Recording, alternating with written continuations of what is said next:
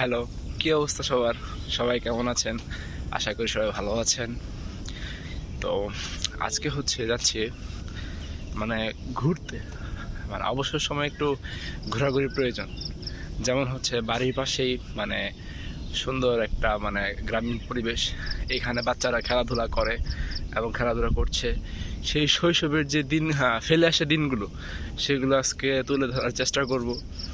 আশা করি আপনাদের একটা সময় ছিল এরকম, যে আপনারা এরকম শৈশবে খেলাধুলা করতেন, ঘোরাফেরা করতেন। সেই সময়টাকে আজকে তুলে ধরার চেষ্টা করব। তো শুরু করতে যাচ্ছি নতুন একটি ব্লগ। সবাই পাশে থাকুন। ধন্যবাদ। আসলে শৈশবের সময়টাতে খেলাধুলা করার জন্য কোনো পরিবেশ বা জায়গার প্রয়োজন হয় না।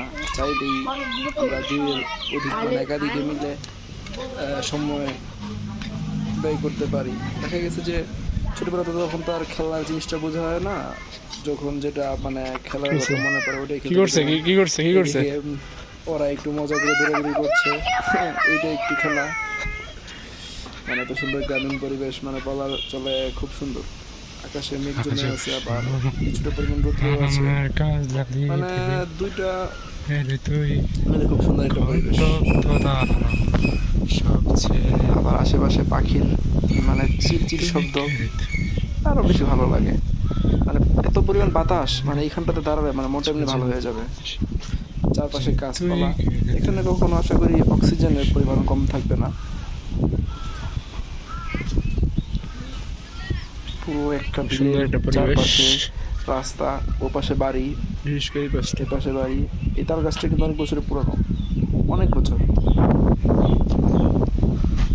এইখানটাতে কৃষি কাজ করে এই বাড়ির কিছু লোক আছে, তারা করে থাকে।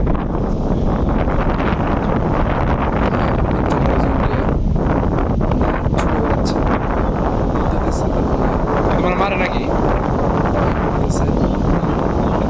আস্তে আস্তে পড়ে যাওয়া মাইরো না। কি সুন্দর পরিবেশ। আসলে এই দিনগুলোই খুব সুন্দর। এখানে নেই কোনো চাপ। আকাশে চিল উঠছে, বাতাসে চিল দুই ডানা মিলে ভেসে বেড়াচ্ছে। যতই যাচ্ছি মনে হচ্ছে যে বৃষ্টি নামবে এরকম একটা আভাস। ওপাশ দিয়ে সুন্দর রাস্তা, এই পাশে একটি পুকুর আছে, এখানে মাছ চাষ করা হয়।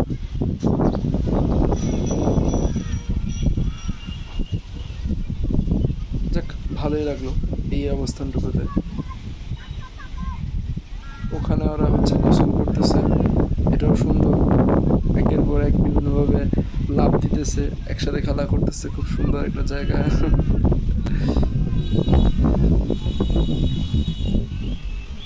বাতাসের পরিমাণটা খুব বেশি থাকে না, আর বেশি ভালো লাগে।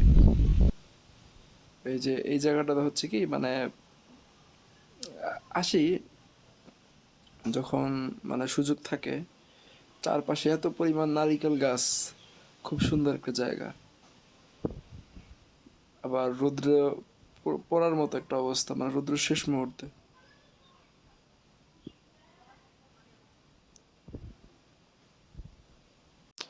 তো যাই হোক, সবাই পাশে থেকে লাইক করে, কমেন্ট করে, চ্যানেলটি সাবস্ক্রাইব করে দেবেন। ধন্যবাদ।